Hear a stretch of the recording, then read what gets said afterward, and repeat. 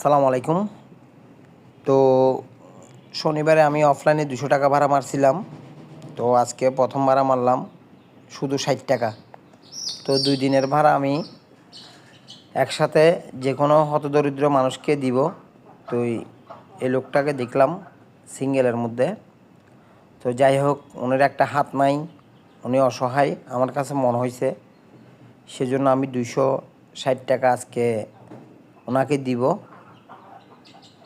তো 260 টাকা আমি একসাথে মিক্সার করে ফেলার কারণে এখন গুনতে একটু ঝামেলা হচ্ছে। তা আমি এখন গুনে টাকাগুলি ওনার হাতে তুলে দিব। ওনাকে বলছি যে এগুলি দিয়ে আপনি 2 বেলা ভাত খাইতে পারবেন, এগুলি দিয়ে আপনি রাখেন। তো উনি অনেক খুশি হয়ে গেল। যাক, আলহামদুলিল্লাহ, কাউকে দিতে পেরে এটা আমার কাছে একটা অত্যন্ত খুশির সংবাদ, মনের আনন্দের সংবাদ। তো আপনারাও দান করবেন। আসলে আমি তো দেখা করতেছি, সেটার জন্য না, আপনারাও করবেন আপনাদের মতো করে। আসসালামু আলাইকুম।